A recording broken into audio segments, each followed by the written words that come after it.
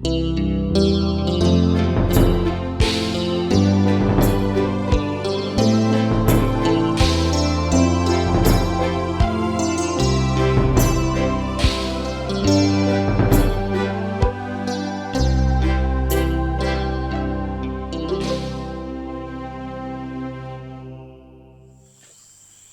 pagi, selamat hari Minggu. Saya bersama dengan teman-teman pendeta yang ada di wilayah Kalimantan Barat, Mantiti dan Brau. Kami ada di lahan sawit yang dulu sekitar tahun 2014 ditanam oleh ABSP. Sekitar 5, bahkan ada 5 hektar lagi di belakang, 10 hektar yang saat ini akan dikelola dan dibersihkan sehingga bisa menghasilkan untuk ekonomi gereja di TPB Tumbang Titi. Mohon juga kalau ada warga jemaat yang diberkati, boleh menjadi berkat untuk perawatan lahan sawit ini. Tuhan Yesus memberkati.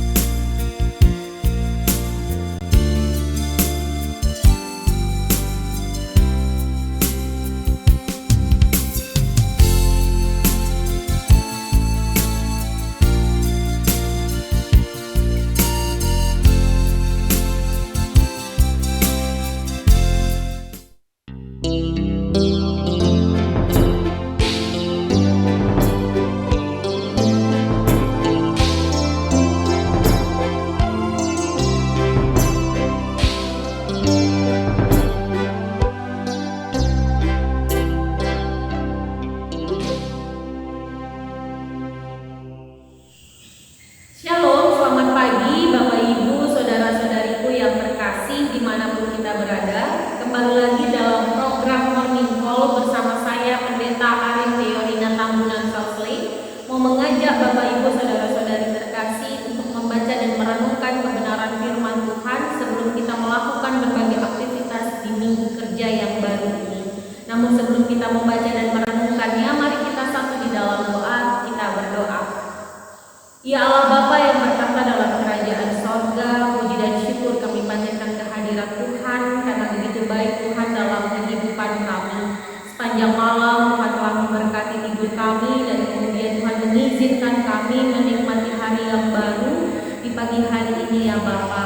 Biarlah pagi hari ini bahkan sepanjang hari ini kami beraktivitas Tuhan yang memberkatinya. Namun sebelum kami melakukan berbagai aktivitas kami ya Bapa, izinkan kami untuk membaca dan merenungkan kebenaran firman Tuhan untuk menjadi bekal dalam kami menjalani sepanjang hari ini, esok dan seterusnya.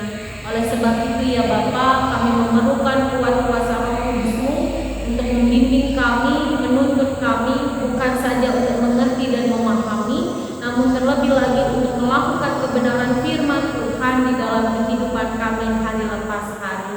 Terima kasih ya Bapa, inilah doa dan permohonan kami di dalam nama Tuhan Yesus, Tuhan dan Juru Selamat kami yang hidup. Kami berdoa dan kami mengucap syukur. Amin. Bapak Ibu, saudara-saudariku yang terkasih di dalam Tuhan kita Yesus Kristus, pembacaan firman Tuhan pada pagi hari ini, Senin 21 Maret 2022, terambil dari 2 Tawarik pasalnya yang ke-16, ayatnya yang pertama hingga ayatnya yang ke-6 yang akan saya bacakan bagi Bapak Ibu saudara-saudari terkasih. Di atas terang judul Perjanjian Asa dengan Aram. Pada tahun ke-36 pemerintahan Asa, majulah Baesa, raja Israel, hendak berperang melawan Yehuda. Ia memperkuat Rama dengan maksud mencegah lalu lintas kepada Asa, raja Yehuda. Lalu Asa mengeluarkan emas dan perak dari perbendaharian dari perbendaharaan rumah raja dan mengirimnya kepada Ben-Hadad, raja Aram yang diam di Damsyik, dengan pesan, ada perjanjian antara aku dan engkau, antara ayahku dan ayahmu. Ini kukirim emas dan perak kepadamu. Marilah, batalkanlah perjanjianmu dengan Baesa, raja Israel, supaya ia undur daripadaku. Lalu Ben-Hadad mendengarkan permintaan Raja Asa. Ia menyuruh panglima-panglimanya menyerang kota-kota Israel, dan mereka memukul kalah Iyon dan Abel, Maim, dan segala tempat perbekalan kota-kota Naftali. Segera sesudah Baesa mendengar hal itu, ia berhenti memperkuat Rama, ia menghentikan usahanya itu. Tetapi Raja Asa mengerahkan segenap orang Yehuda yang harus mengangkat batu dan kayu yang dipergunakan Baesa untuk memperkuat Rama itu. Ia mempergunakannya untuk memperkuat Geba dan Mispa. Sedemikian jauh pembacaan firman Tuhan pada pagi hari ini. Berbahagialah kita yang mau membaca, merenungkan, terlebih lagi mau melakukan kebenaran firman Tuhan. Terpujilah Yesus Kristus. Hosiana. Shalom Bapak Ibu, saudara-saudariku yang terkasih. Bagaimana keadaannya hari ini? Saya berharap Bapak Ibu, saudara-saudari terkasih di rumah ada dalam keadaan baik-baik saja, sehat. Namun jikalau ada yang saat ini dalam kelemahan tubuh, tetap semangat dan selalu percaya Tuhan akan memberikan pemulihan bagi Bapak Ibu, saudara-saudari terkasih. Bapak Ibu, saudara-saudari terkasih di dalam Tuhan kita Yesus Kristus, mungkin Bapak Ibu di rumah sepakat dengan kalimat yang akan saya ucapkan. Kalimatnya yang pertama, manusia itu tidak dapat hidup sendiri. Itu yang pertama. Yang kedua, sekuat apapun manusia bertahan di dalam kesendiriannya, akan ada satu titik di mana ia memerlukan kehadiran orang lain dalam kehidupannya. Mungkin Bapak Ibu sepakat ya untuk kalimat ini yang sudah saya ucapkan. Karena apa? Karena manusia itu sifatnya tergantung, memiliki ketergantungan. Dia makhluk sosial. Berdasarkan sifat ketergantungan inilah, tidak sedikit di antara kita menjadikan orang lain yang Tuhan tempatkan di sekeliling kita menjadi pribadi yang kita andalkan, menjadi pribadi tempat kita bersandar. Contohnya, ketika kita masih menjadi anak kecil, kemudian kita diganggu oleh teman-teman, kemudian pasti kita mengandalkan orang tua kita. Kita akan mengadu kepada orang tua kita dengan pemahaman bahwa orang tua kita akan marahi teman-teman kita yang telah mengganggu kita. Itu ketika kita masih menjadi anak-anak. Lalu kemudian mungkin kita akan beranjak dewasa, kemudian kita memiliki teman-teman yang juga mungkin kurang baik dengan kita, lalu kita memiliki kakak yang lebih tua, kita andalkan kakak kita untuk membantu membela kita di hadapan teman-teman kita. Kemudian yang ketiga, ketika kita menjadi seorang istri atau ketika kita menjadi seorang suami, saat ada pergumulan di dalam hidup ini, tak jarang bukan kita mengandalkan pasangan kita untuk menjadi tempat curhat, menjadi tempat sharing, menjadi tempat untuk meluapkan segala sesuatu yang dirasakan. Dan terkadang kita mengandalkan pasangan kita menjadi tempat untuk bersandar. Akan tetapi, Bapak Ibu, saudara-saudariku yang terkasih, kita harus menyadari bahwa suatu waktu dunia memperhadapkan kita pada situasi yang dimana mereka yang biasa kita andalkan tidak dapat selalu bersama-sama dengan kita. Contohnya, mungkin ketika kita sedang sakit, mungkin ketika kita sedang berduka,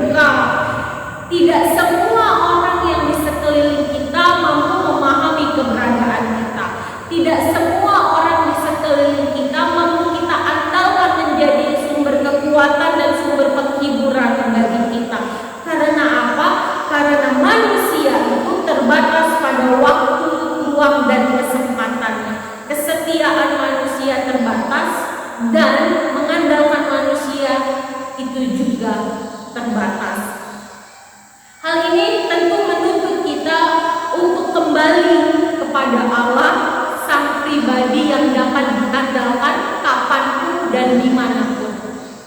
Namun yang menjadi kekeliruan ialah seringkali sebagai manusia kita menjadikan Allah, mohon maaf kalau saya harus berkata seperti ini, seringkali kita menjadikan Allah sebagai pemain cadangan, sehingga ketika kita terdesak, ketika orang-orang yang biasa kita andalkan tidak dapat diandalkan lagi, di situ baru kita kembali kepada Tuhan, sang pemain cadangan yang kita jadikan itu.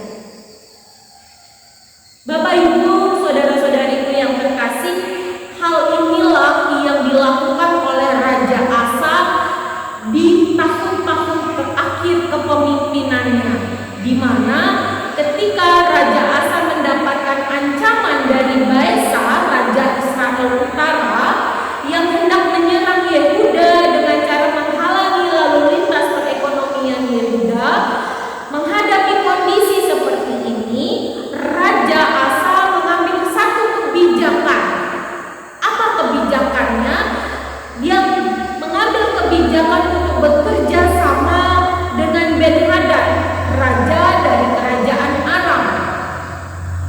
Awalnya Ben-Hadad itu adalah raja yang bersekutu dengan Baesa, namun karena ada pemberian yang diberikan oleh Raja Asa, baik emas maupun perak, kini Ben-Hadad berpaling mendukung Asa dengan menyerang kerajaan Raja Baesa. Secara sederhana, hal ini mungkin biasa dalam konteks kehidupan kekerajaan, bukan?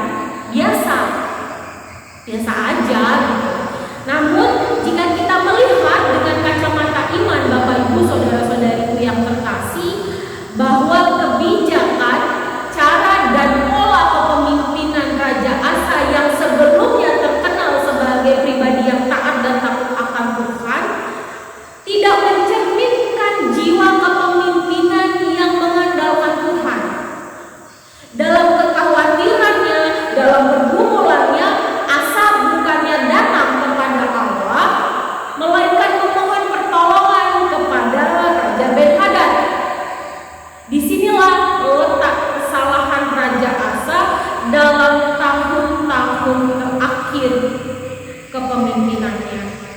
Dia tidak mengandalkan Allah, dia langsung mengambil kebijakan untuk menghubungi Ben-Hadad dan bekerja sama dengan Ben-Hadad.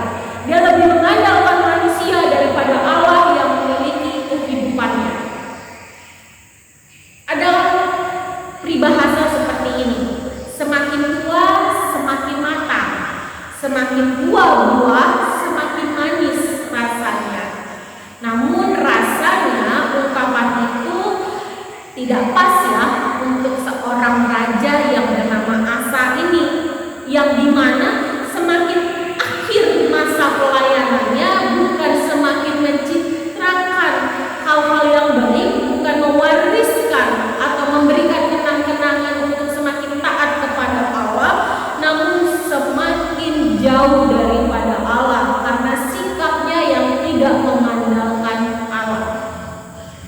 Dari sini kita belajar, Bapak Ibu, saudara-saudariku yang terkasih, kita merefleksikan diri sejauh mana di dalam kehidupan ini kita mengandalkan Tuhan, sejauh mana kita menempatkan Tuhan pada prioritas dalam hidup kita. Kita merefleksikan diri di mana kita memposisikan Tuhan. Dia sebagai peran utama atau dia hanya sebagai pemain cadangan. Jika selama ini saya atau Bapak Ibu, saudara-saudari terkasih yang ada di rumah hanya mengandalkan kekuatan diri sendiri, mengandalkan orang-orang di sekeliling kita, lalu menjadikan Tuhan sebagai pribadi yang nomor 2 untuk kita andalkan, mari kita bersama-sama memohon ampun kepada Tuhan dan berbalik kepada Allah, sang pemilik kehidupan ini. Hari ini adalah hari Minggu kerja yang baru yang Tuhan berikan. Mari bersama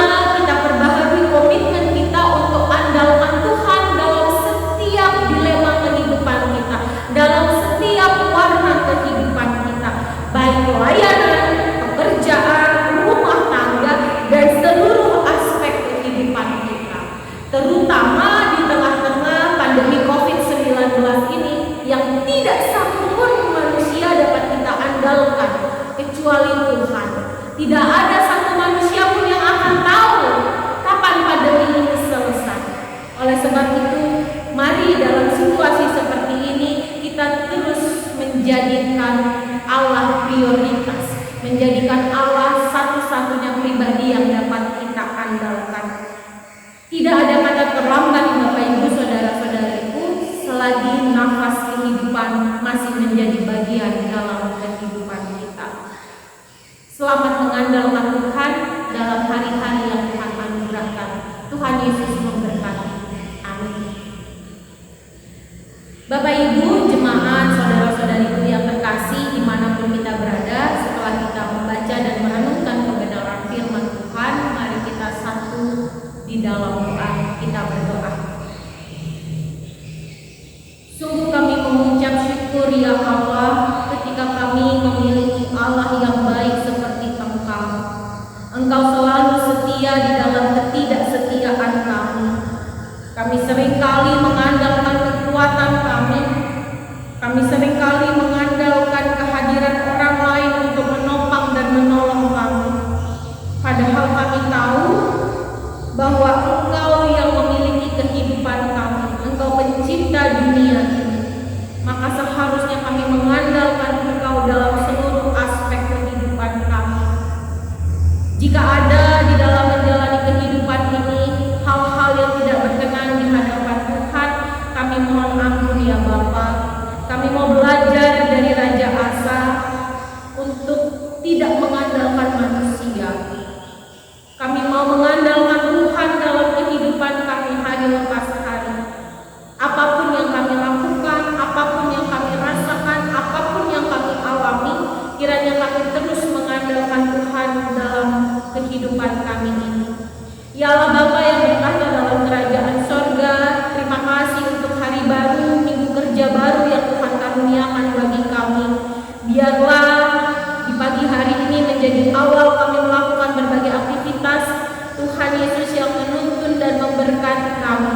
Tuhan tolong kami, urapi kami dengan hikmat kuat kuasa Roh Kudus-Mu, agar kami dapat menjalani kehidupan kami seturut dengan kehendak Tuhan.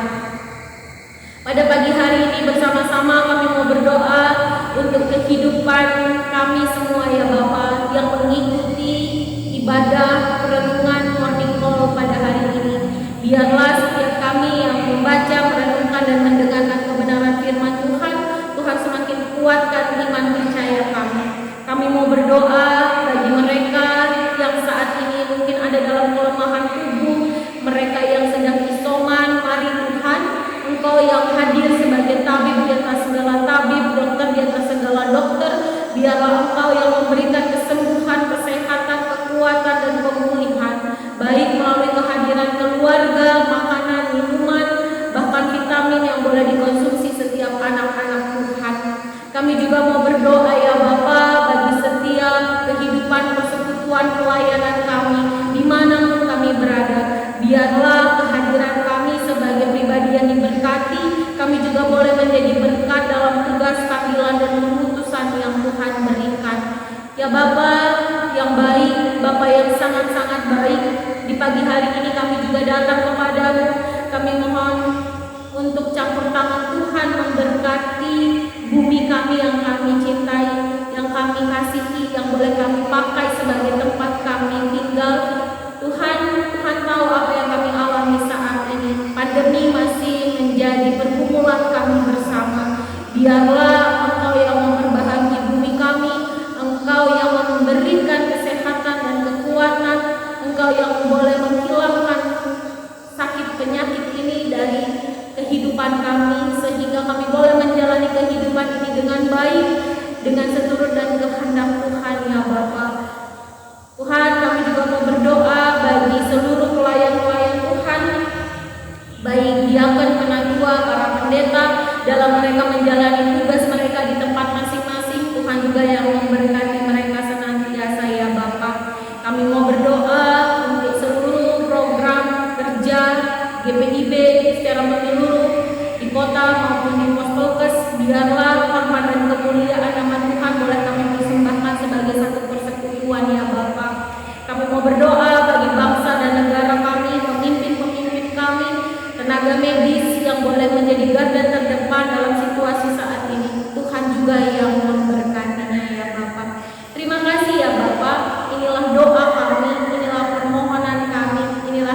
yang kami. Di dalam nama Tuhan Yesus, Tuhan dan Juru Selamat kami yang hidup, kami berdoa dan mengucap syukur. Amin. Selamat pagi, selamat hari Minggu. Saya bersama dengan teman-teman pendeta yang ada di wilayah Kalimantan Barat, Mantiti dan Brau. Kami ada di lahan sawit yang dulu sekitar tahun 2014 ditanam oleh ABSP. Sekitar 5, bahkan ada 5 hektar lagi di belakang, 10 hektar yang saat ini akan dikelola dan dibersihkan sehingga bisa menghasilkan untuk ekonomi gereja di TPB Tumbang Titi. Mohon juga kalau ada warga jemaat yang diberkati, boleh menjadi berkat untuk perawatan lahan sawit ini. Tuhan Yesus memberkati.